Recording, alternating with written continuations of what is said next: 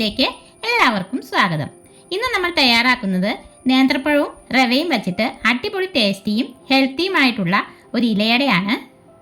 കുട്ടികൾക്കൊക്കെ വളരെയധികം ഇഷ്ടപ്പെടുന്ന ഈ അട എങ്ങനെയാണ് ഉണ്ടാക്കുന്നതെന്ന് നോക്കാം. അതിനായിട്ട് നമ്മളിവിടെ നന്നായി പഴുത്ത മീഡിയം സൈസിലുള്ള ഒരു 3 ഏത്തപ്പഴം എടുത്തിട്ടുണ്ട്. ഇതിനെ ചെറിയ കഷ്ണങ്ങളാക്കി അരിഞ്ഞെടുത്ത് നമുക്ക് മാറ്റി വയ്ക്കാം. പിന്നെ ഇതിലേക്ക് ചേർക്കാനായി ഒരു 10 ബദാം പരിപ്പും അത്ര തന്നെ കാഷ്യൂ നട്ടും ഒന്ന് വറുത്തെടുക്കുന്നുണ്ട്.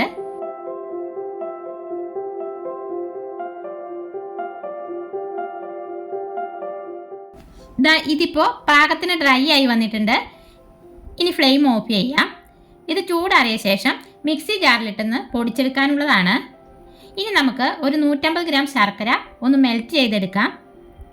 പാനിലേക്ക് ശർക്കര ഇട്ട് ഒരു 1/4 കപ്പ് വെള്ളം ഒഴിച്ച് മീഡിയം ഫ്ലെയിമിൽ വെച്ച് നമുക്കിതൊന്ന് മെൽറ്റ് ചെയ്തെടുക്കാം. എന്നിട്ട് ഇതും ഒന്ന് അരിച്ച് മാറ്റി വയ്ക്കുന്നുണ്ട്.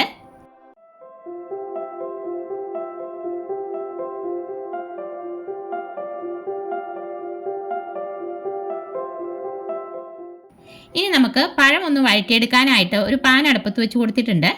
ഇതിലേക്ക് 2 ടേബിൾ സ്പൂൺ നെയ്യ് ഒഴിച്ചു കൊടുക്കാം. ചൂടായ നെയ്യിലേക്ക് നമ്മൾ അരിഞ്ഞു വെച്ച പഴം ചേർത്ത് നന്നായി ഒന്ന് വഴറ്റിയെടുക്കാം.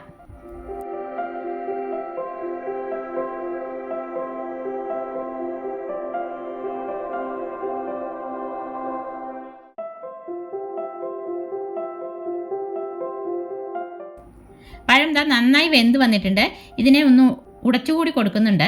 ഇപ്പോൾ പഴമെല്ലാം നല്ല പോലെ ഉടച്ചെടുത്തിട്ടുണ്ട്. ഇനി നമുക്കിത് പാനിൽ നിന്ന് മാറ്റിയ ശേഷം ആ പാനിലേക്ക് തന്നെ ശർക്കര പാനി ഒഴിച്ചു കൊടുക്കുക. ഇതിലേക്ക് 1/2 കപ്പ് തേങ്ങ ചിരകിയത് ചേർത്ത് കൊടുക്കുക. പിന്നെ ഇതിന് നല്ലൊരു ഫ്ലേവർ കിട്ടാനായിട്ട് 1/2 ടീസ്പൂൺ ഏലക്കാപ്പൊടി കൂടി ചേർത്ത് കൊടുക്കുന്നുണ്ട്.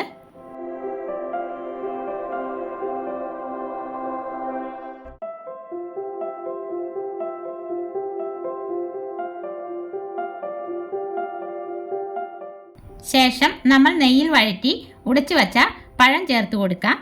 എന്നിട്ട് പൊടിച്ചെടുത്ത ബദാമും കാഷ്യൂ നട്ടും കൂടി ചേർത്ത് നല്ലപോലെ മിക്സാക്കി എടുക്കാം.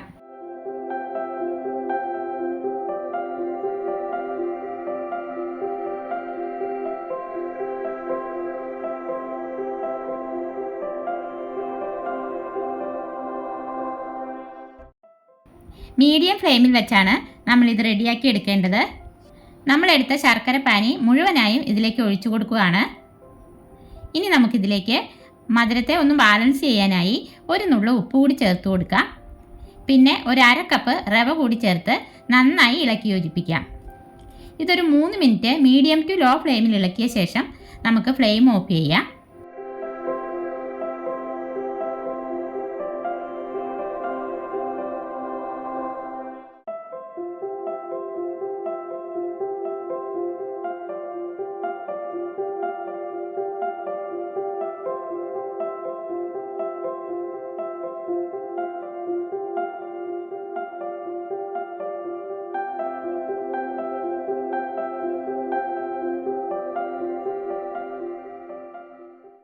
എന്നിട്ട് ഇതൊരു ബൗളിലേക്ക് മാറ്റി കൊടുക്കാം.